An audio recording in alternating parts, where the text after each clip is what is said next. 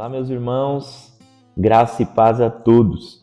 Hoje, dia 20 de maio de 2026, sejam bem-vindos a mais um episódio da nossa Jornada Bíblica 21.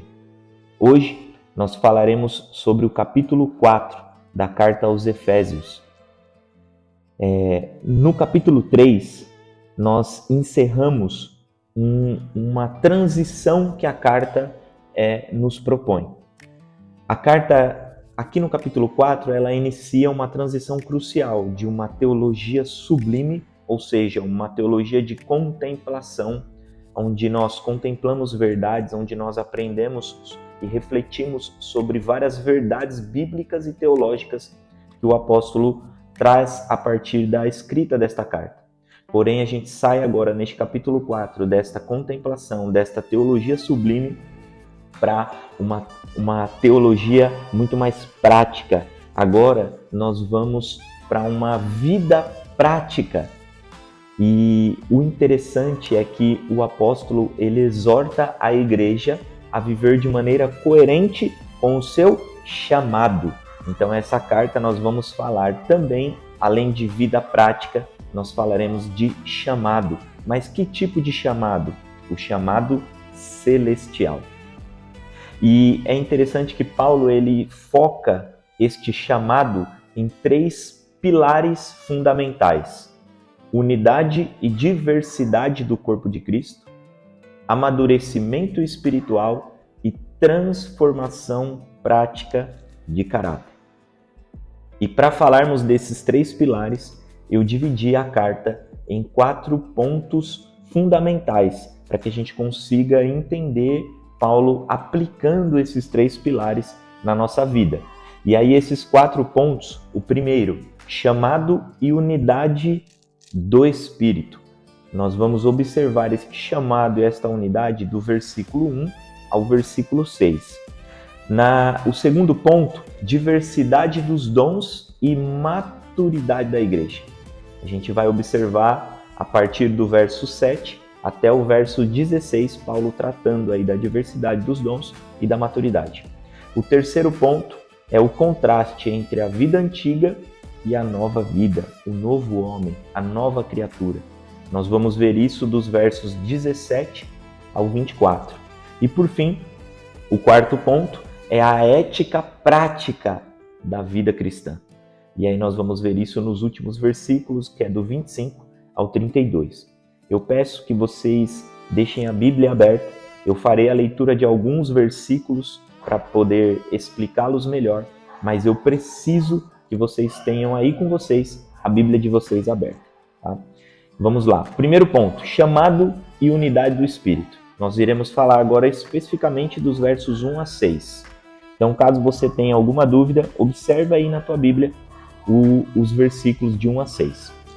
Paulo, nós ouvimos na aula passada pelo pastor que Paulo ele escreve como um prisioneiro, mas ele não se vê como prisioneiro de Roma, mas ele se vê como prisioneiro pelo Evangelho.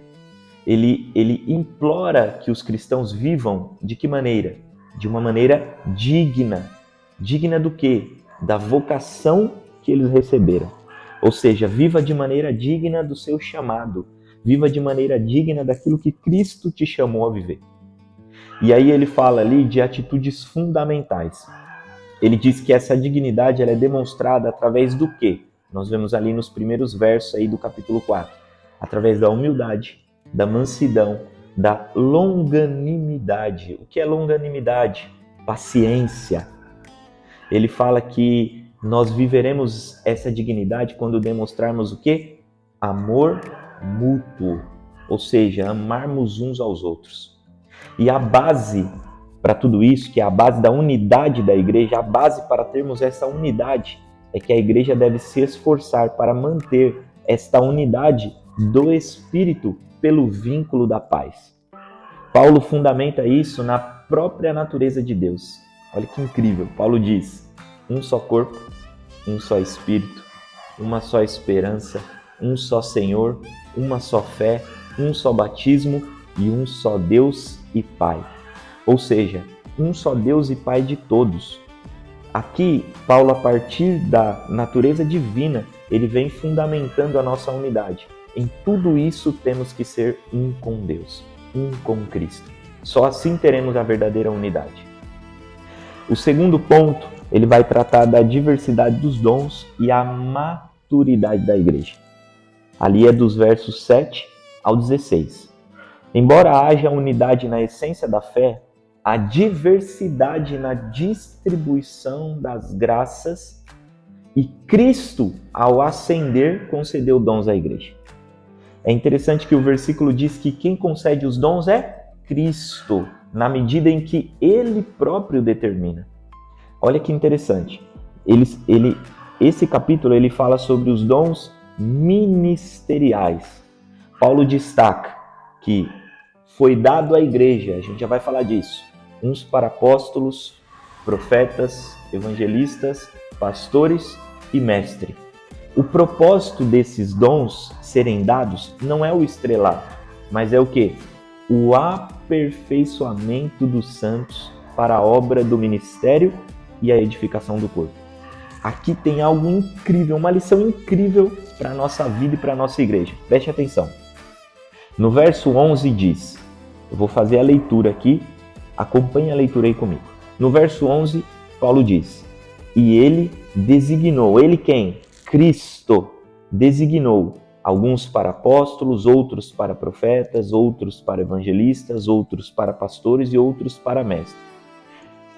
Atenta aqui para mim agora. A palavra designou no grego é dídome. Dídome no grego é deu, entregou.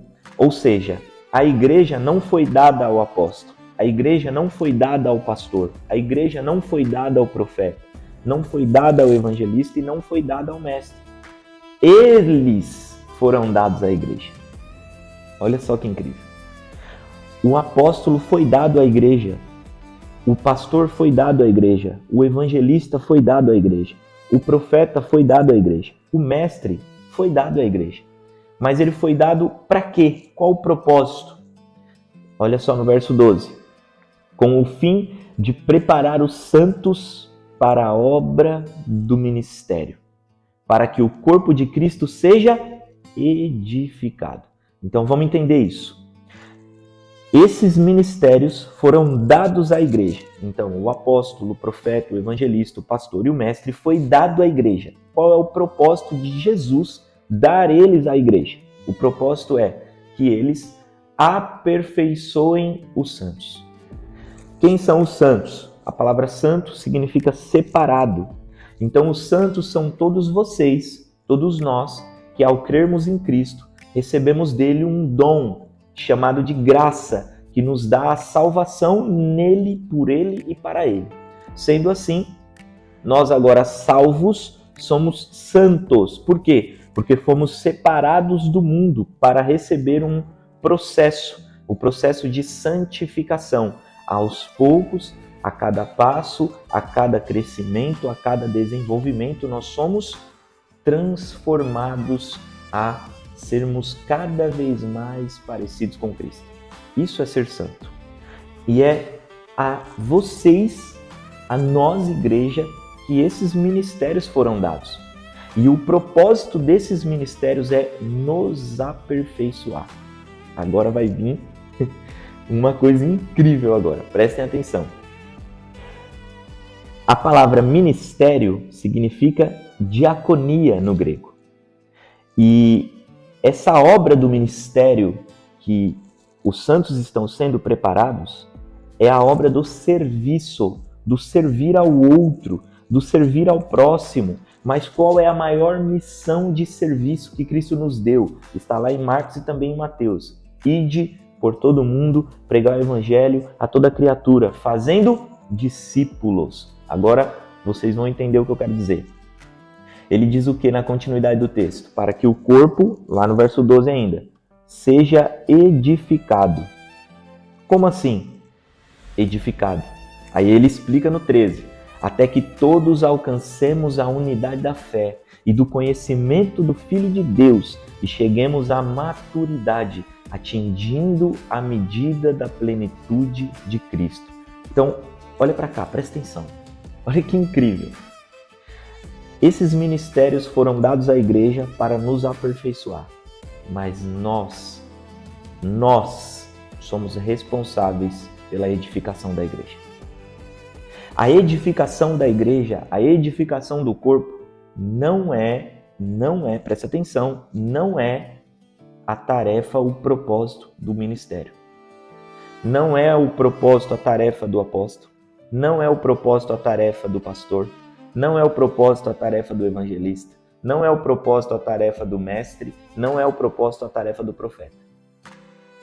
A tarefa deles, o propósito deles é aperfeiçoar os santos. E a tarefa dos santos é edificar a igreja. A palavra aqui no grego edificar, o significado etimológico dela, ou seja, o significado original dessa palavra é construir, dar crescimento. Ou seja, quem que tem que fazer a igreja crescer? Nós, os santos. Olha que incrível isso. Não é tarefa do pastor sair na rua e buscar membros. Não é tarefa do pastor sair na rua e pregar para que as pessoas sejam salvas e sejam acrescentadas ao corpo. Essa tarefa é nossa. A tarefa do pastor é nos preparar, é nos aperfeiçoar. E nós temos que sair. Esse é o nosso ministério, esse é o nosso chamado, essa é a nossa diaconia, servindo aos outros. Como que servimos a eles? Levando a eles o evangelho, para que então eles tenham fé. E a fé salve a alma deles. E essas almas salvas pelo Espírito Santo serão acrescentadas pelo próprio Espírito ao corpo. Então a nossa tarefa é edificar. Se a nossa igreja não está sendo edificada, se o nosso corpo não está sendo construído e crescendo e ganhando cada vez mais tamanho na questão de quantidade, mas não só de números, mas de almas salvas. Se isso não está acontecendo, é porque nós, os santos, estamos falhando. Então nós, enquanto santos, enquanto membros, enquanto cristãos, temos a responsabilidade de edificar a igreja. E os pastores, os apóstolos, os profetas, os evangelistas e os mestres têm como propósito nos aperfeiçoar. É incrível, essa carta é incrível. O propósito é que não sejamos mais como crianças, ou seja, o propósito deste aperfeiçoamento é fazer com que nós, os santos, não sejamos mais como crianças, levados de um lado para o outro pelas ondas, nem jogados para cá e para lá por todo o vento de doutrina. Olha só que incrível isso. Pela astúcia e esperteza de homens que induzem ao erro. Meu Deus do céu.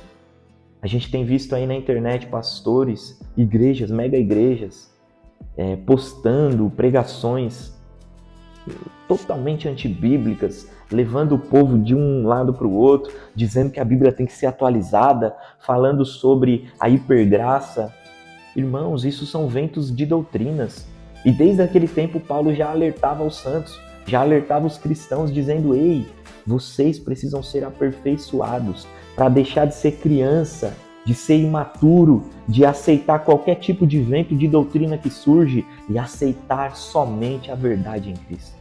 Olha o verso 15. Antes, seguindo a verdade em amor, cresçamos em tudo naquele que é a cabeça, que é Cristo.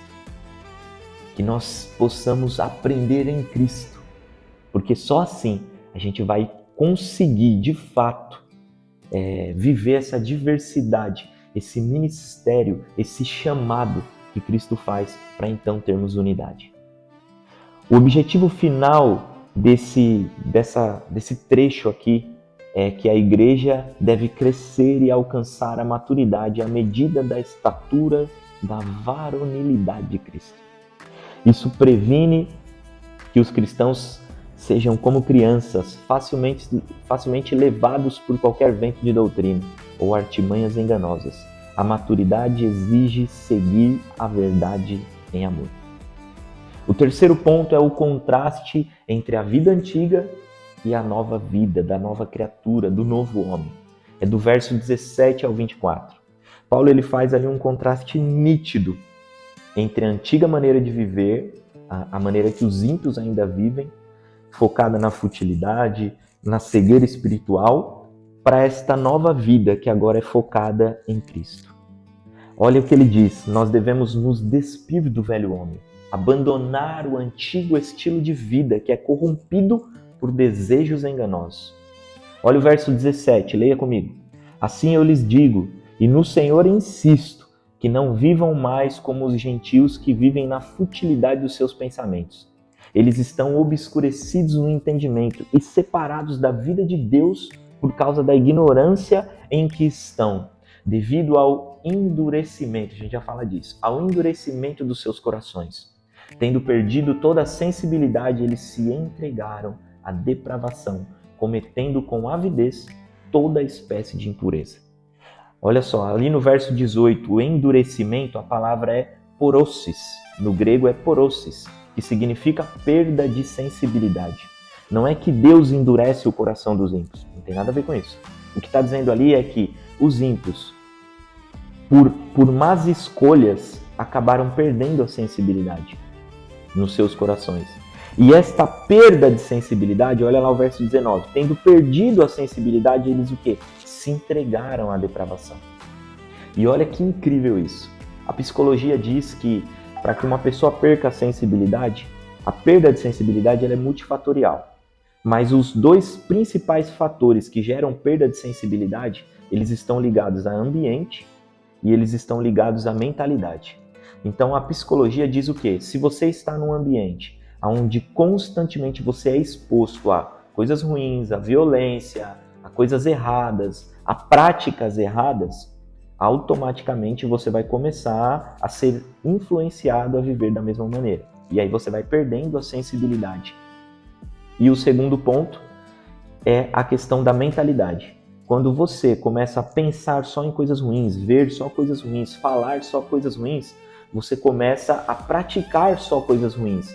E isso vai gerando em você hábitos ruins e você vai perdendo a sensibilidade e se tornando alguém cada vez mais insensível. E a Bíblia diz aqui, no verso 19, Paulo diz que aqueles que perdem a sensibilidade se entregam à depravação e cometem com avidez toda espécie de impureza. Mas, graças a Deus, Cristo é o Deus da esperança. E Paulo, compreendendo isso, ele não encerra aí, mas ele diz que tudo parte da renovação da mente. Olha só, o que hoje a psicologia diz, Paulo já tinha dito há 2000 anos atrás. Porque ele fala que uma transformação cristã não é apenas comportamental, mas ela começa de dentro para fora. Através do quê? Da renovação da mente. Olha só, verso 22. Quanto à antiga maneira de viver, vocês foram ensinados a despir-se do velho homem. E como que faz isso? Que se corrompe por desejos enganosos. Olha o verso 23. Vocês foram chamados a se renovarem no modo de pensar. Renovação da mente. Olha que incrível. O que hoje a psicologia diz, Paulo já disse há 2000 anos atrás. Irmãos, olha, os ímpios vivem assim. Vocês não podem viver assim. E a maneira de não viver assim é renovando a mente. Nós temos que agora nos revestir do novo homem. Ou seja, não é só mudar a mente, gerando novos hábitos e criando novos ambientes. Percebe? Aquilo que a psicologia traduz, Paulo já tinha dito há 2000 anos atrás. Ele diz que nós temos que assumir agora uma nova identidade criada para sermos semelhantes a Deus em verdadeira justiça e santidade. Como que se torna semelhante a Deus em justiça e santidade? Criando novos hábitos justos e santos. Mudar a mentalidade exige coerência entre o que você pensa, sente e faz. O processo consiste em identificar objetivos, ou seja, primeiro eu identifico o que eu quero melhorar, onde eu quero chegar. Depois eu substituo hábitos antigos por novos hábitos, novas ações. Essas ações precisam ser diárias e nós precisamos cultivar a consistência, ou seja, manter diariamente praticando essas ações. Que ações? Ações boas para substituir as ruins, transformando o desconforto inicial em aprendizado contínuo. E aí a gente vai para a última parte para explicar isso. A quarta parte que está ali é nos versos 25 a 32, quando Paulo fala dessa ética prática do cristão. A teologia precisa se tornar comportamento ético. Paulo dá instruções claras e diretas sobre como a nova mentalidade deve afetar a rotina da comunidade, ou seja, a minha mentalidade precisa ser prática e precisa afetar a rotina da comunidade. Por quê? Porque aí a minha prática muda o ambiente que eu estou inserido. E aí um ambiente adequado, a partir de uma prática adequada, gera agora uma nova criatura. Olha só que incrível. Ali nos versos 25 a 32, Paulo fala sobre a mentira sendo substituída pela verdade. Abandone a mentira, agora comece a falar o quê? A verdade. Pois somos membros uns dos outros. Então fale, peça perdão, fale com o seu irmão agora o que é verdadeiro, não minta mais. Ele fala sobre abandonar a ira. Se você ficar irado, não peque. A ira não deve ser um estado permanente que dê lugar ao diabo. Não se deve guardar rancor. Olha o que ele diz lá. Não se ponha ao sol sobre a vossa ira. Ou seja, se irou, não deixa passar tempo, não fica dando manutenção na ira. Resolva isso logo, acabe com essa ira. Sobre trabalho e generosidade, ele diz, quem furtava não furta mais. Antes, trabalhe para ter o que precisa e para que possa repartir com os outros. Ou seja, transformando um hábito ruim, que era o hábito de roubar, de furtar, em generosidade. Agora você não só trabalha para ter o seu, mas você também trabalha para ajudar os outros. Olha que incrível. E aí ele diz sobre a linguagem, a nossa linguagem deve ser o quê? Edificante, própria para transmitir graça a quem ouve e o que mais? E não termos mais palavras destrutivas que entristecem o Espírito Santo. É muito incrível esse capítulo aqui. E aí, por fim, ele fala sobre o perdão. Amargura, ira, gritaria e malícia devem ser eliminadas. Em vez disso, os cristãos devem o quê? Serem bondosos e compassivos, perdoando uns aos outros, assim como Deus os perdoou em Cristo. Irmãos, Deus ele pede para vivermos algo que ele antes viveu por nós. Deus entregou o seu Filho por amor a mim e a você, por amor a nós. Ele nos perdoou quando nós não podíamos ser perdoados, quando nós não precisávamos ser perdoados. E ele fez isso para ser um padrão de exemplo. Ele disse, ei, eu os perdoei primeiro, sem haver a necessidade do perdão. Então agora vocês façam o mesmo, perdoem uns aos outros. E aí Paulo encerra dizendo, essa é a nova maneira de viver. Espero que vocês tenham conseguido ter um entendimento, que isso que nós conversamos aqui gere consciência e que a partir dessa consciência você compreenda a necessidade da prática, da ação, da vida ética cristã prática e que você possa viver agora uma nova vida em Cristo. Deus abençoe